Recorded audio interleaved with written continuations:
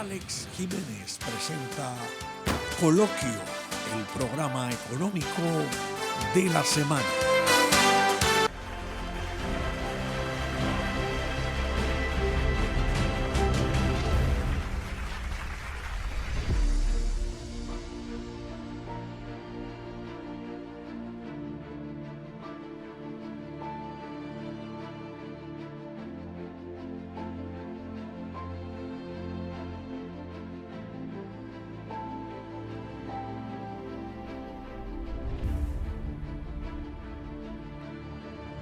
El proceso de apertura de mercado hizo de la República Dominicana una de las economías más abiertas del mundo y del sector industrial, liderado por la IRD, uno de los más dinámicos y resilientes.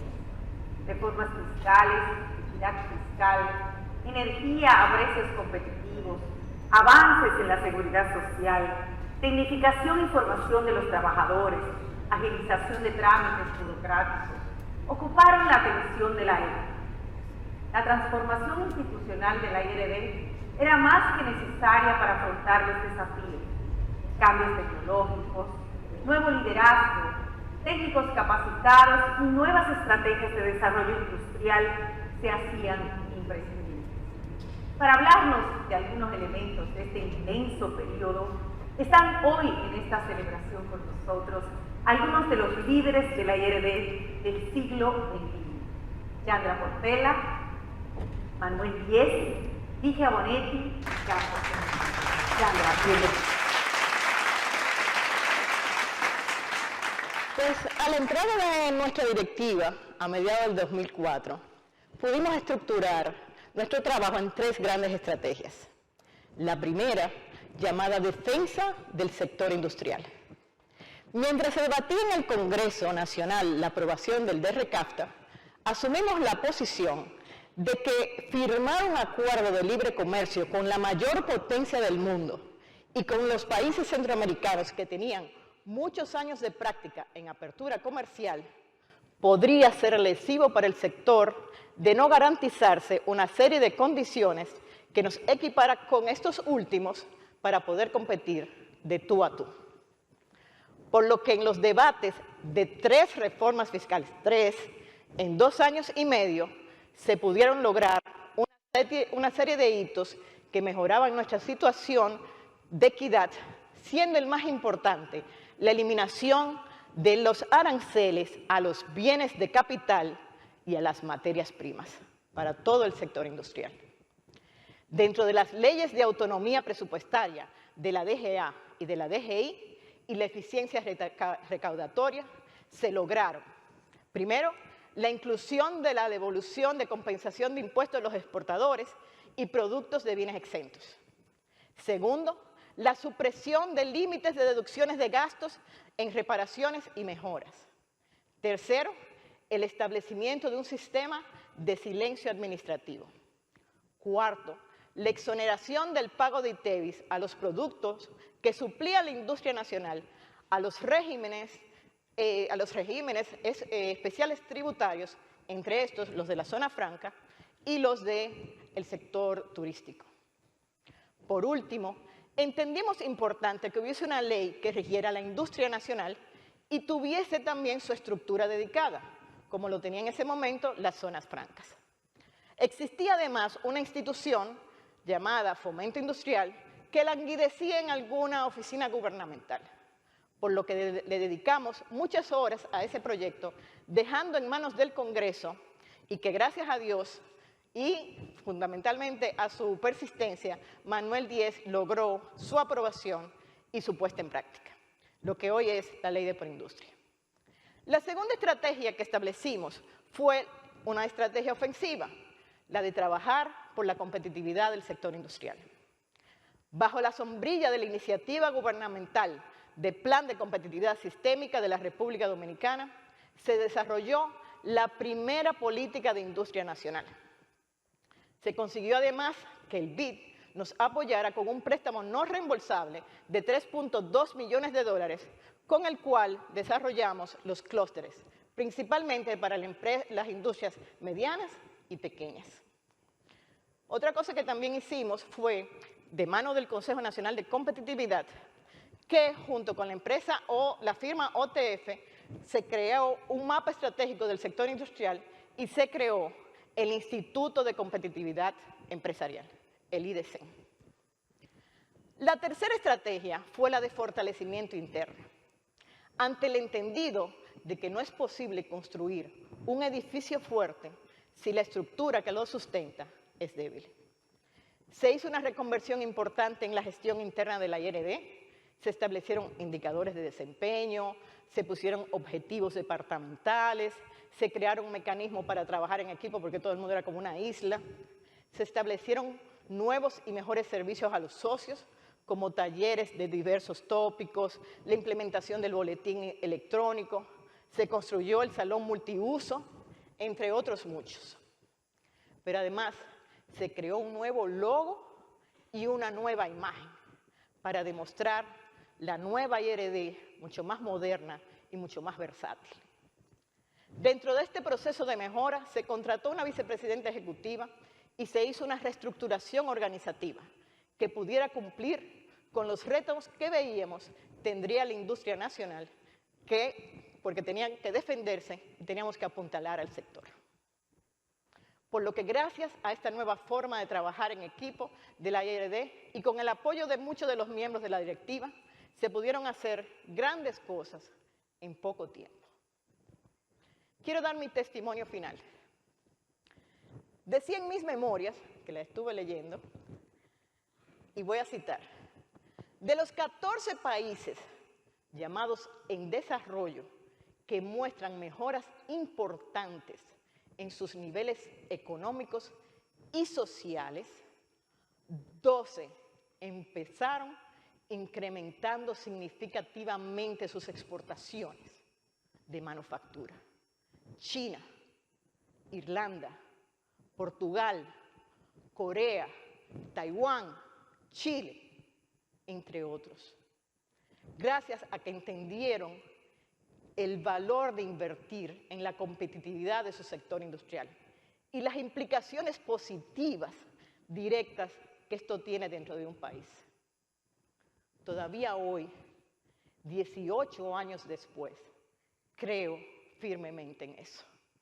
Felicitaciones a IRD y gracias por creer en que ese es el camino.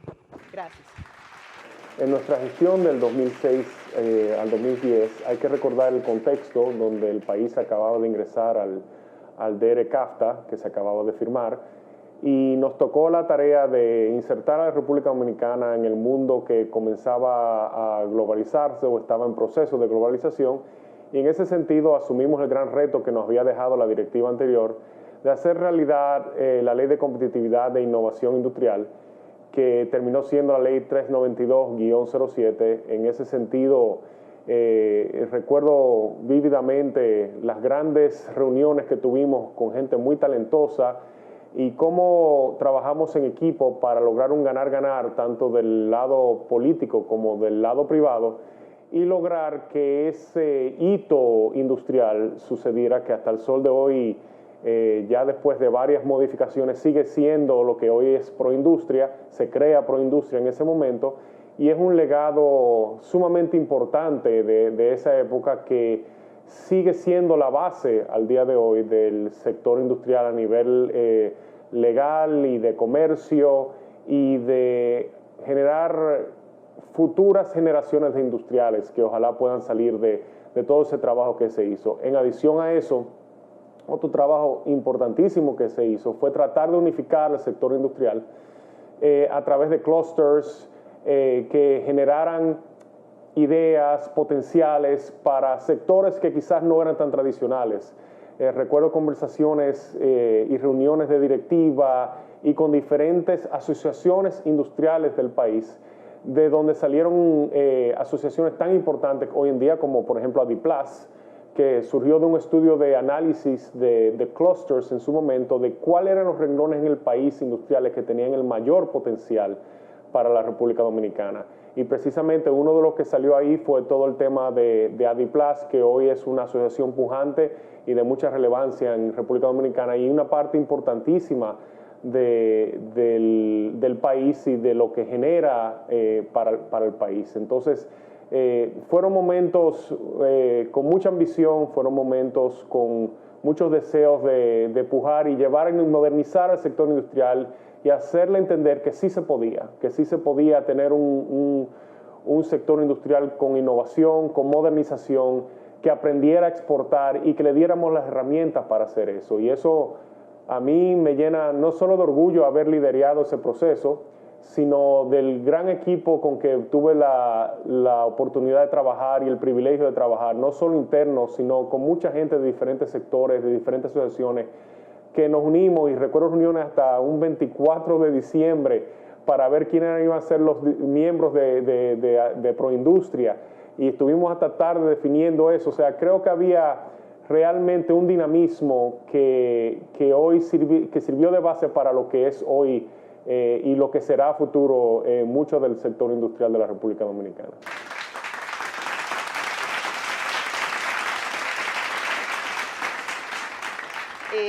Pues nada, señores, vamos por favor a recibir a nuestra próxima presidenta, expresidenta, a doña Ligia Bonetti.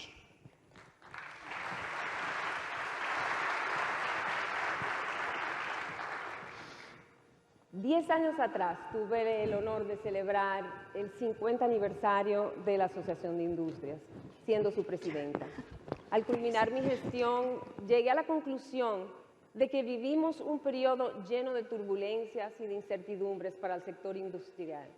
Estábamos en un barco en que todos trabajábamos como equipo, sector público y privado, para navegar con seguridad y en la dirección correcta. No fueron pocos los retos y desafíos que debimos afrontar para posicionar a nuestro sector y defender la institucionalidad y la seguridad jurídica que sirven de base para el desarrollo productivo. Recuerdo las múltiples acciones en rechazo a las prácticas de competencia desleal entre empresas de un mismo sector, así como las reformas tributarias a las que le dedicamos innumerables horas de trabajo, una de ellas, la aprobada en el año 2012, última de 6 reformas realizadas en apenas una década.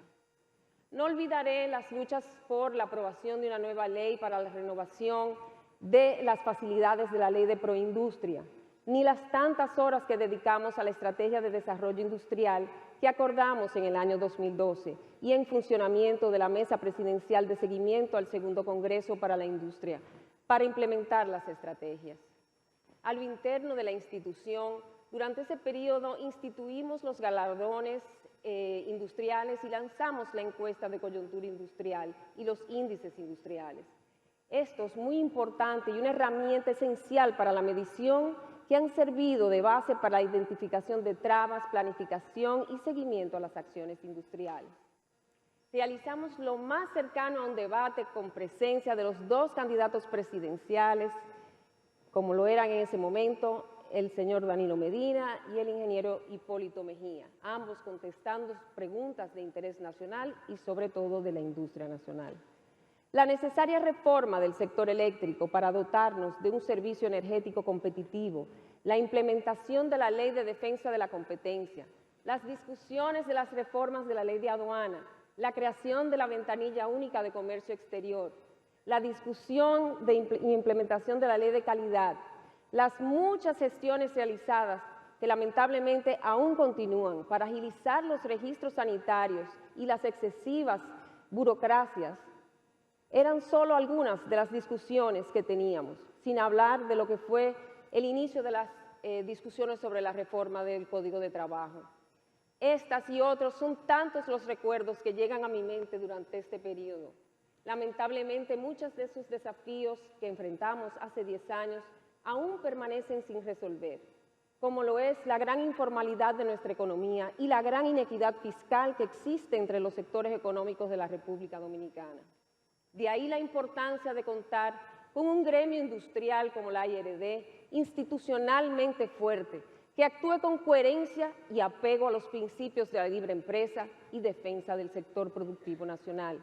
Un gremio que tenga su voz propia y credibilidad en la opinión pública, para que llegue el día en que cuando un dominicano vaya al supermercado y tenga toda una gama frente a él de productos importados y locales, siempre elija el hecho en RD, porque eso se traduce en empleos de calidad y sobre todo en el desarrollo de nuestro país. En eso es que siempre he creído.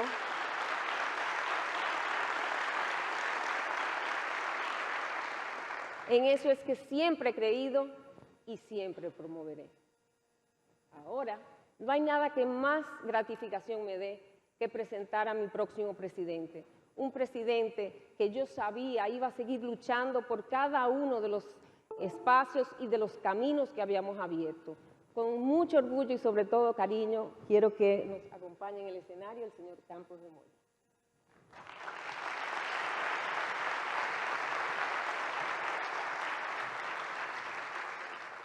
Oye, luego de dar seguimiento y apoyo a la IRD por muchos años, me integré a su directiva y ocupé diferentes posiciones y eventualmente acepté asumir la presidencia de la Asociación de Industria de la República Dominicana.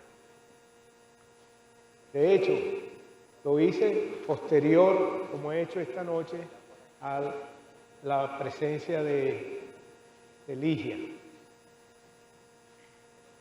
Indiqué de inmediato que quería ser acompañado por una directiva marcada por la presencia de más jóvenes, dando prioridad a las mujeres industriales que se prepararan para asumir en el futuro la directriz de la organización más importante del sector que aglutina a los principales industriales en todas las áreas de la economía. Con la aprobación de la directiva nacional y con el apoyo del Comité Ejecutivo y la Vicepresidencia Ejecutiva, trazamos en esta primera gestión, de principios del 2015 hasta el 2016, una política de expansión de fronteras a nivel nacional, procurando soluciones a los siguientes temas. Propuesta de instrumentos financieros, encadenamiento productivo de la industria nacional con las zonas francas, fortalecimiento de los clústeres impulsados y creamos dos nuevos, el de RON y el de la industria del cine como marca país.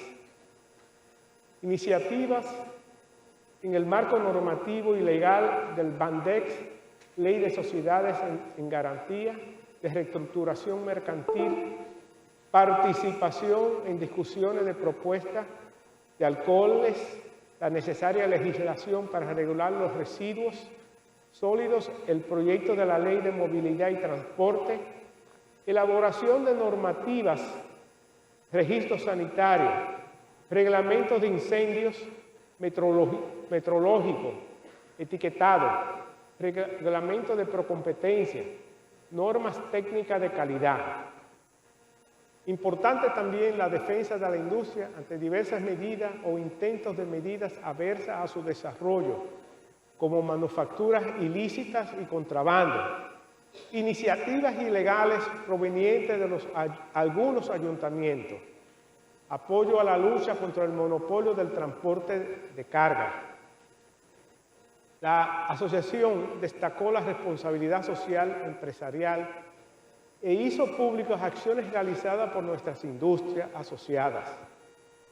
Participamos activamente en el diálogo tripartito con trabajadores y gobiernos y dedicamos largas jornadas de trabajo al pacto eléctrico. Eso fue un trajín grande. La segunda parte de la gestión, desde principios del 2017 hasta finales del 2018, se resumió en la frase acciones industriales que transforman, con énfasis en el lanzamiento del tercer Congreso Industrial con el lema Productividad, Inclusión y Sostenibilidad, que coordinó Yandra Portela.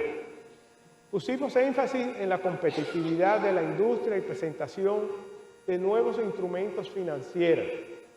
Planteamos la importancia de la economía circular y de la gestión de residuos sólidos y acordamos un gran proyecto con el BID.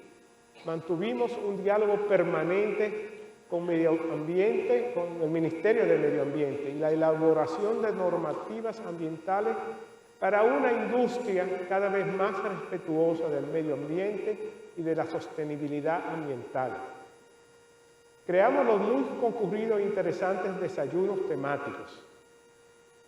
Cuando presidí la IRD, declaré que no había mejor política social, Gloria, que un buen empleo formal. Y debo señalar que nuestras industrias asociadas están haciendo eso. Muchas gracias. Coloquio, el programa económico de la semana.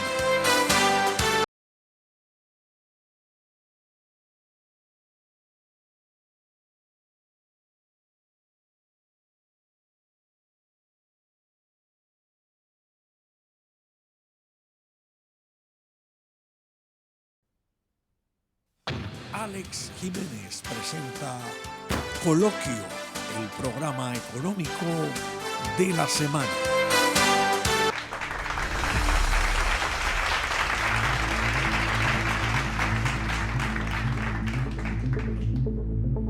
El COVID-19 llega al país. El primer caso de enfermedad por coronavirus en la República Dominicana se confirmó el 1 de marzo de 2020. El 17 de marzo, el gobierno anunció una serie de medidas que incluían el cierre de fronteras, la suspensión de actividades educativas y la cancelación de eventos públicos. Poco después, el Congreso Nacional aprobó el estado de emergencia y el 20 de marzo se decretó el primer toque de queda. El país paró en seco. Al 31 de marzo de 2020, un mes después, el balance indicaba 51 personas fallecidas a causa del letal virus. El sistema de salud estaba siendo puesto a prueba. Muchas dudas sobre las posibilidades de abastecimiento del país de productos alimenticios y bebidas, especialmente porque los mercados internacionales cerraron sus puertas, prohibieron exportaciones e importaciones. En una palabra clave: incertidumbre. En esas circunstancias, el sector industrial mostró de qué está hecho. La industria y sus colaboradores, en medio de la pandemia, mostraron que están hechos de responsabilidad. Nos mantuvimos de pie. Los cambios continuos en los toques de queda y en las medidas sanitarias para preservar la salud de las personas obligaron al sector a adaptaciones continuas. En las rutas de abastecimiento, en un sistema de permisos para que nuestros colaboradores pudieran circular de su casa a su trabajo y de su trabajo a su casa, o en la logística de distribución a supermercados y colmados. Paró el país, pero la industria no paró. No podía parar, porque eso hubiese sido catastrófico para todos. Al contrario, se establecieron horarios de 24 horas en muchas de las empresas, cuidando a la vez la salud de todos nuestros colaboradores mediante rigurosos protocolos. Más de un 80% de nuestras empresas no suspendieron empleados en los momentos más difíciles, haciendo posible que alimentos, bebidas, medicinas, insumos de índole diversos, artículos de higiene, mascarillas, pudiesen llegar a los hogares dominicanos y la escasez, el hambre, la desesperanza, no tomase un camino galopante del cual hoy estaríamos lamentándonos. La industria sirvió de bisagra entre la agropecuaria y el comercio, llegando así a los consumidores. Nuestros colaboradores fueron ejemplo de entrega y heroísmo. Pudieron dejarse invadir por el miedo y no acudir a sus puestos de trabajo, pero no lo hicieron. La industria se mantuvo en diálogo con las autoridades para buscar el necesario equilibrio entre salud y economía. El apoyo del sector a las medidas tomadas para enfrentar la pandemia, su colaboración cuando más se necesitaba en insumos sanitarios para la población más desfavorecida, su continua presencia y respaldo a Vacúnate y su presencia en la reapertura gradual de nuestra economía hacen posible que podamos pasar balance positivo y proclamar: Somos una industria resiliente. Somos una industria resiliente. Lo decimos con orgullo. Garantizamos estabilidad económica, estabilidad social, crecimiento del PIB, empleo de calidad, salarios competitivos, aportes al fisco, generación y ahorro de divisas, responsabilidad social y sostenibilidad. Las amenazas persisten, pero la industria sigue en pie. Las empresas y sus colaboradores están empeñados en un futuro de esperanza, más allá del COVID-19, donde lo hecho en RD brille y brille en alto, para bienestar de todos los dominicanos.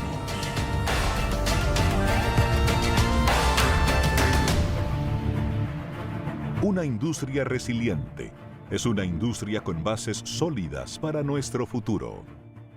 Con nosotros, Celso Juan Marrancini, presidente de la Asociación de Industrias de la República Dominicana. Excelentísimo Presidente Constitucional de la República Dominicana, Luis Abinader Corona.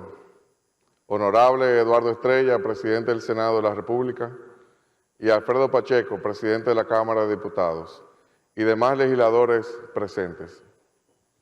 Estimados ministros, Lisandro Macarrulla, Ministro de la Presidencia y pasado Presidente de la ARD, José Ignacio Paliza, José Manuel Vicente Hochi, Víctor Hito Bisonó, Luis Manuel de Camps, y en ellos los demás representantes del gobierno que nos acompañan. Estimados pasados presidentes y miembros de la directiva nacional que se encuentran con nosotros, distinguidas autoridades municipales, miembros del cuerpo diplomático y consular, representantes de la academia, comunicadores, amigos todos. Presidir la Asociación de Industria de la República Dominicana al conmemorarse el 60 aniversario de su fundación es un honor y es un orgullo. El sector industrial ha sido clave, tanto en el crecimiento del país como en alcanzar nuevos niveles de bienestar económico y social. Esa historia ha sembrado sólidos pilares para nuestro presente y para nuestro futuro como nación. Es una historia de vicisitudes, de luchas, de obstáculos, pero también de buena voluntad, de coraje, diálogo, propuestas, avances y logros, encuentros y desencuentros. Nada de eso es ajeno al ser humano. Los elementos antes citados forman una historia maravillosa, sin importar las contradicciones, con la firme convicción de que somos una nación viva. Somos una nación orgullosa de lo hecho aquí, con los pies en la tierra y la mirada en el horizonte de oportunidades para todos. Así trabaja la industria, pensando en el bienestar de todos. Y es por eso que quiero dar gracias a todos los que nos han precedido y han sembrado lo que hoy somos. Gracias a nuestros fundadores y a las generaciones que condujeron a la asociación en los años siguientes. La ARD tiene hoy la fortaleza como instrumento clave para la reindustrialización. Gracias a los socios de la ARD, representados en más de 35 organizaciones industriales y miles de industrias a nivel nacional. Gracias al gobierno actual del presidente Luis Abinader y a los anteriores que han apoyado la industrialización, en un entorno de estabilidad política y económica que han permitido al país avanzar. La industria ha contribuido en forma determinante con la estabilidad a través de los empleos de calidad y de los aportes al fisco para financiar las tareas del Estado. El poeta Mario Benedetti señaló que el futuro viene de lo que definimos cada vez más nosotros y menos el azar. Y yo añadiría que no es que viene, es que el futuro ya llegó. Y tenemos que definirlo cada vez más nosotros y menos el azar. En el sector industrial no hablamos del azar, hablamos de visión, de oportunidades, de aportes concretos a la modernidad del país. El futuro se crea ahora y por eso hay que estar atentos a las tendencias globales, a las decisiones oportunas y a los cambios inaplazables. Ese futuro de la industria tiene 4 pilares fundamentales. El primero es ser resiliente, capaz de soportar las crisis como la del COVID-19, los problemas de desabastecimiento, los altos precios de esta oleada inflacionaria post-pandemia y ahora por los ataques de Rusia a Ucrania. Hoy exhibimos una industria fuerte. A finales del año pasado anunciamos una serie de inversiones industriales por más de 80.000 millones de pesos que generarían más de 80.000 empleos. Hoy tenemos la noticia de que aproximadamente el 50% de esas inversiones están ya en ejecución.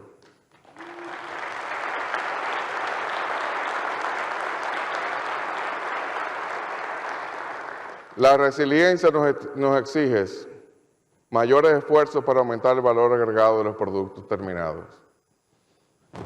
2 vías hacen esto posible. Primero, es integrando más materia prima hecha en RD a los productos terminados.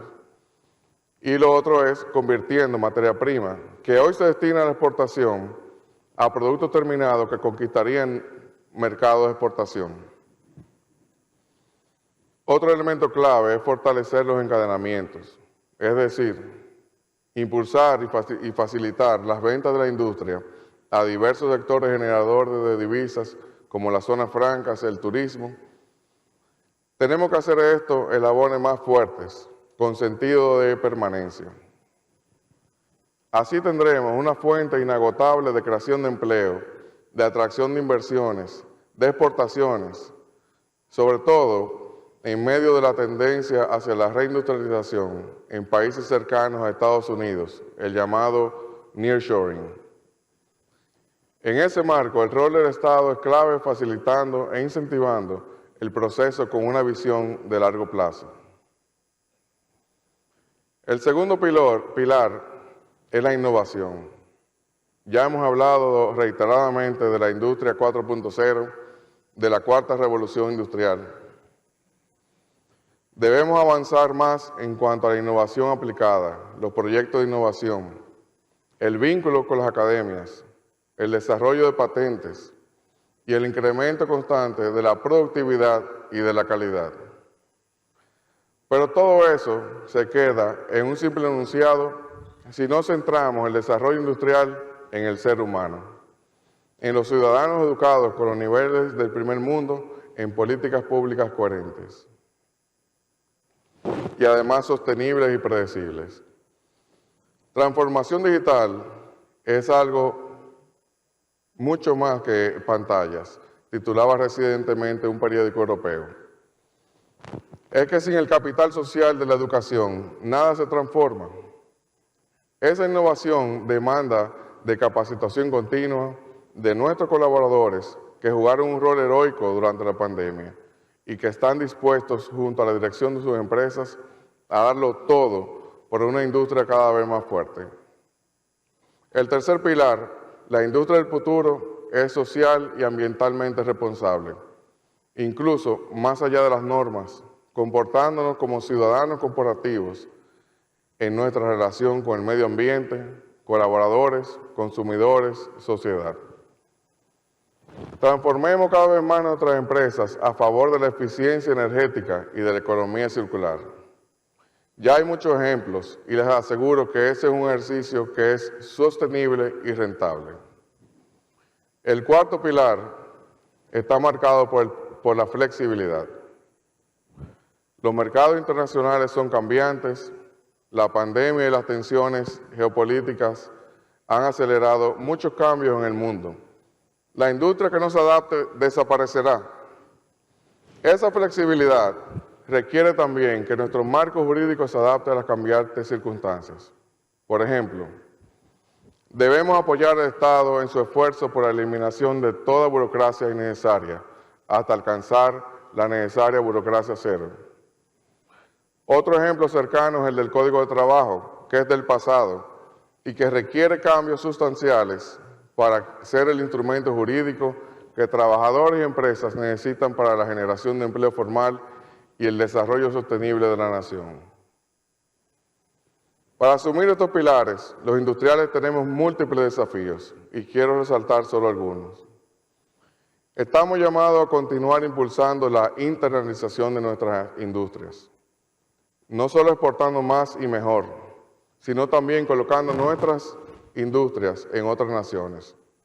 Justo ayer acompañé al ministro Bisonó a una inauguración en Puerto Rico de la empresa Diesco, una industria dominicana de más de 60 años que se expande en ese mercado utilizando insumos de su planta en República Dominicana. Ese es el futuro. Pensemos en grande. Otro pilar es, otro tema que tenemos que tomar en cuenta es involucrar a las nuevas generaciones, sea una empresa familiar o no. La presencia de las nuevas generaciones, la construcción de simbiosis intergeneracional y el liderazgo femenino se hacen necesarios, así como el fortalecimiento de los gobiernos corporativos de las empresas.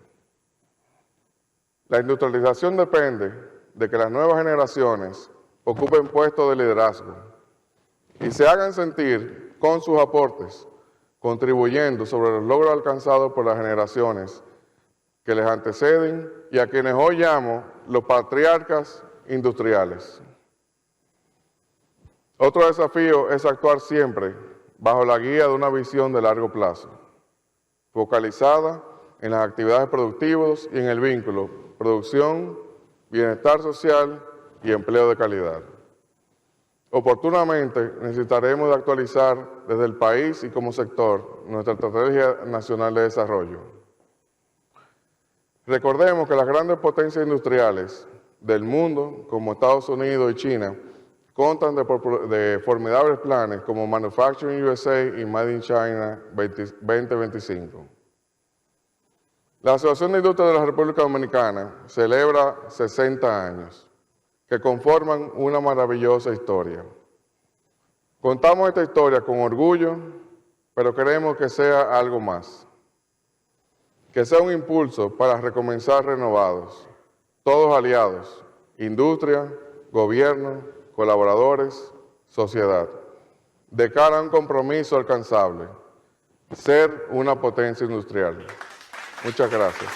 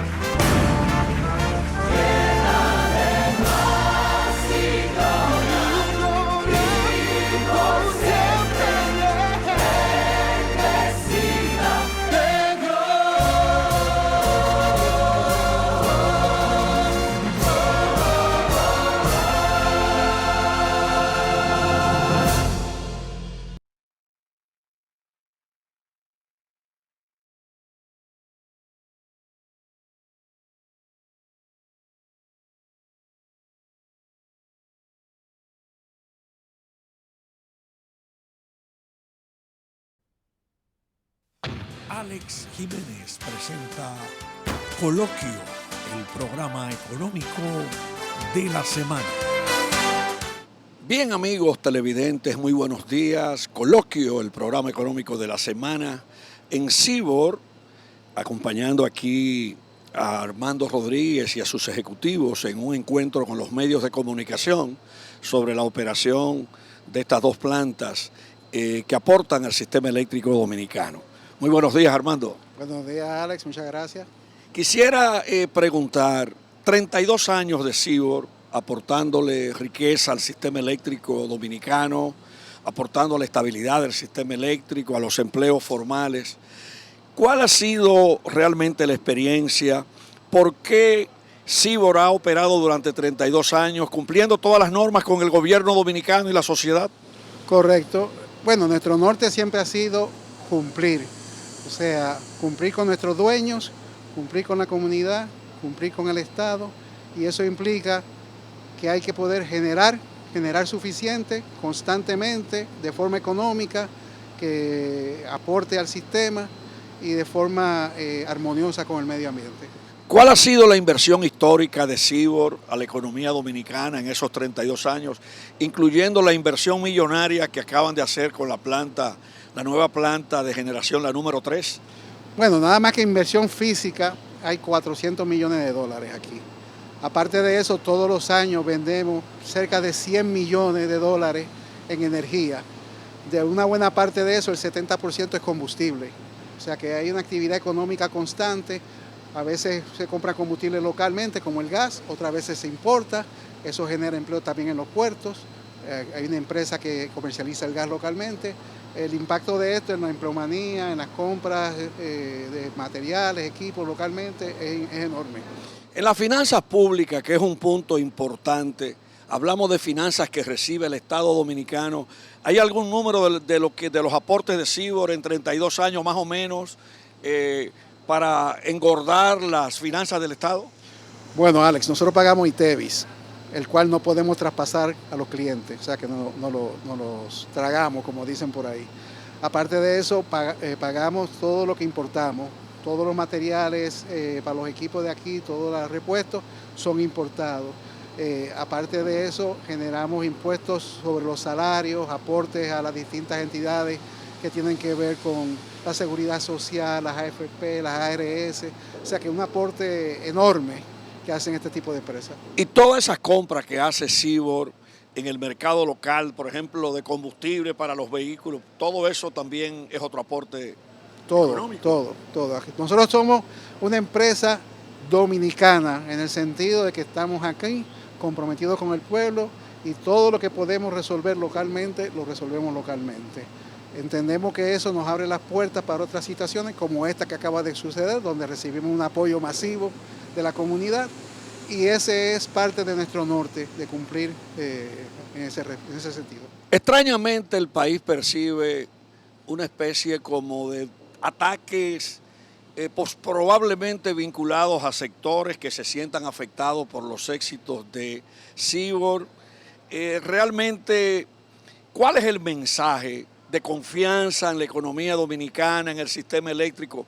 Porque recientemente salieron del sistema 800 megavatios y el país prácticamente se prendió y vimos que uno de los voceros del gobierno, cuando intentaba el gobierno ingresar megavatios para combatir la última crisis eléctrica reciente, hablaba de los aportes de Sibor, de la modernización de Sibor y de la nueva planta diciendo que es la más moderna. Entonces, ¿cómo es posible que si Sibor instala la planta más moderna, reciba tantos ataques probablemente interesados en el país? Sí, los ataques no provienen del Estado, obviamente, porque el Estado siempre nos ha apoyado, particularmente este último gobierno de Luis Abinader nos está apoyando fuertemente. Pero los competidores se pierden porque uno debe competir contra uno mismo, tratar de ser más eficiente, tratar de aportar más y de hacerlo mejor. Aquellos que tratan de competir haciéndole daño al otro, buscando ventajas en el mercado que no son justas para los demás, están perdiendo el tiempo porque a la larga todo eso se les revierte. Hay que decir que realmente en el país hay un lenguaje eléctrico que se concentra fundamentalmente en la generación de energía alternativa, de sol, de viento, pero esta es una planta de gas natural de última generación.